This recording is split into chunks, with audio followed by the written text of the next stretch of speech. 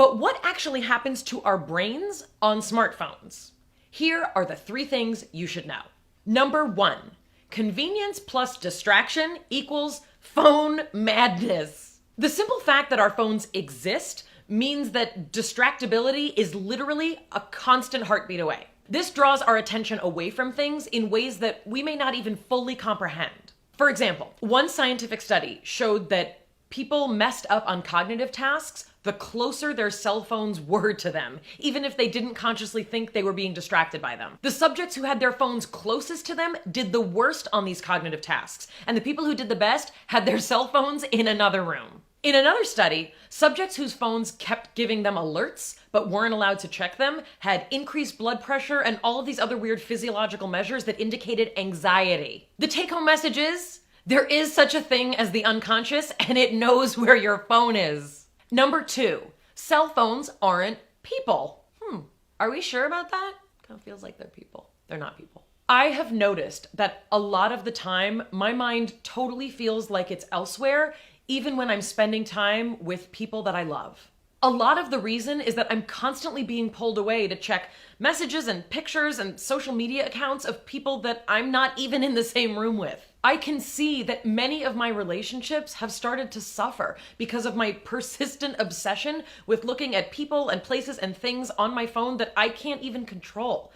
My kids have pointed out that my phone use has increased. I've started using my phone at the dinner table and they have to remind me to turn it off. The thought that external forces can be negatively impacting my relationships is really freaking me out. The take-home message has to be, people in your life in person have to be more interesting than the people on our phones. Number 3, the Google effect. Even though having a phone feels like you have all of this information constantly accessible to you right at your fingertips, sociologists are actually finding that thinking that information is constantly available to you actually makes you less likely to consciously remember information. This is called the Google effect, and the basic premise is, the more you think that you can Google information, the less your brain has to work towards internally encoding it as part of your knowledge. So if you want to look up what year the Spanish Civil War was, knowing that you can Google it is a totally different brain process than knowing that you need to look that information up and have it as part of your brain,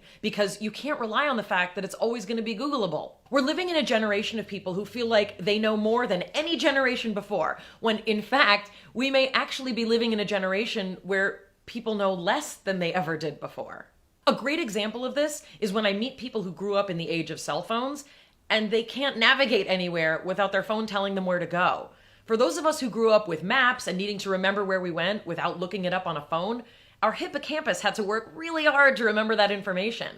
People who grow up with phones and a disembodied voice telling them where to go are not encoding that information into the region of the brain responsible for mapping the world. Take-home message, you still need to learn things and retain them. You're not a robot. I don't mean to sound like a big anti-cell phone meanie, like put away your phone. Why are you looking at your phone? Go outside and play, put that phone down.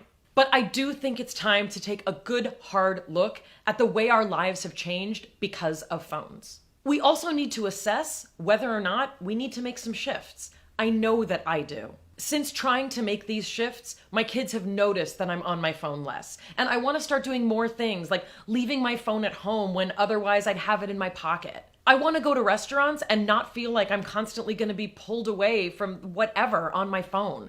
I want to be present with the people that I am with and spend time with them in meaningful ways. I am not perfect at this, and it's going to be a struggle for all of us to try and maintain brain sanity in a world of phone insanity. I continue to love my phone for the places that it can take me, both literally and figuratively. But I also don't want to lose sight of where I came from and where it is that I want to go.